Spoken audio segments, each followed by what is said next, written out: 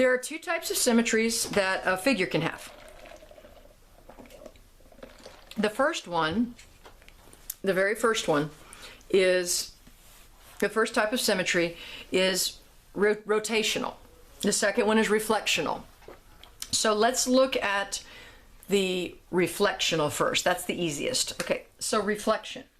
When you look at a reflection in the mirror, it's a mirror image. That's why we call it a mirror image. When we look at reflectional symmetry, what we're looking at is, does the figure have a way where I could actually draw a line down the middle and create two equal halves? So let's look at the arrow. I cannot draw a line this way and get symmetry because that's not a mirror image, right? That's not cutting the arrow into two halves. Well, you can look for reflectional symmetry, what we call an axis of symmetry, on any plane. It doesn't have to be up and down or left and right. It can be vertical. I mean, it can be slanted, angled. But what's the easiest one for the, what's the only one for the arrow? If I draw a horizontal line now, can I fold that arrow onto itself exactly? Yes. So this does have reflection symmetry. Okay? So let's look at the star. Can I draw a line anywhere on this star that has symmetry? And the answer is yes. There's about 5 of them that you could actually draw. For every tip of the star, I could draw a reflection symmetry line like this, right? Because I'll be able to fold the star on top of itself. You can draw them there, you can draw one there. There's 5 of them, because there's 5 ways you can do that with the star. So this also has reflection symmetry. But let's look at this last picture.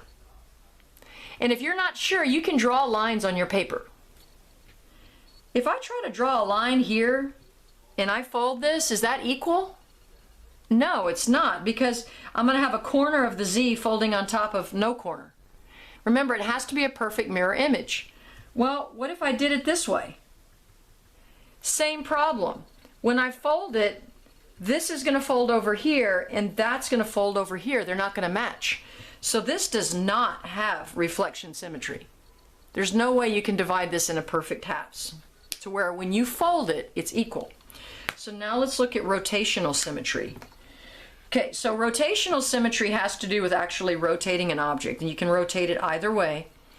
But the key with rotational symmetry is you have to be able to rotate the object to where it actually rotates just a bit and it still looks like itself. Like if I were to spin it and rotate it, it would still sit on top of itself and look the same.